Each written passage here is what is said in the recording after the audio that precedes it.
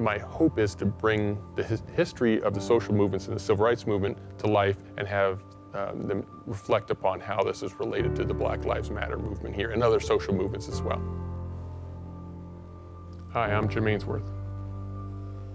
I'm a sociology professor here at Georgia State. I teach race and ethnic relations. I've talked a lot in my previous classes in person about the civil rights movement, but I decided to try to make a connection between historical racialized social movements and what's going on with the Black Lives Matter movement. At Georgia State, you have a very diverse group of students, and you have this dialogue in the classroom, which can be very fruitful, where students are giving their own lived experience and they're learning from each other. What I was wondering about is how is that going to play out in an online environment?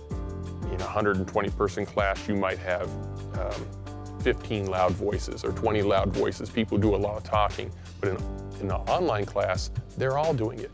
It's just a different level of engagement.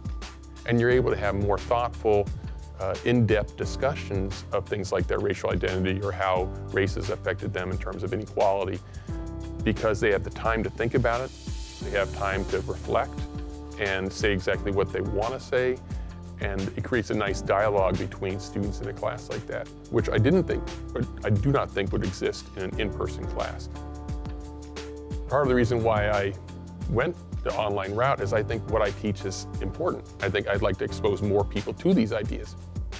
I guess there was some anxiety walking into teaching in an online environment that something was going to go wrong, that I was going to screw up some way. Working with CEDL exceeded my expectations. The people here understand sort of the anxiety that professors might have.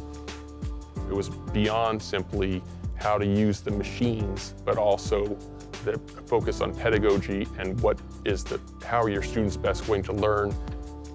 What is the purpose? Why are we doing this? It's not just a how-to process, but why are we doing this? What are the goals?